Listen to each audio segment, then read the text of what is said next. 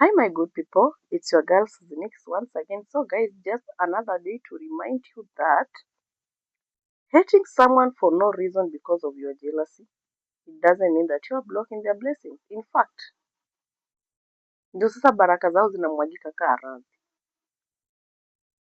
Wishing bad things to people, wishing bad luck to someone,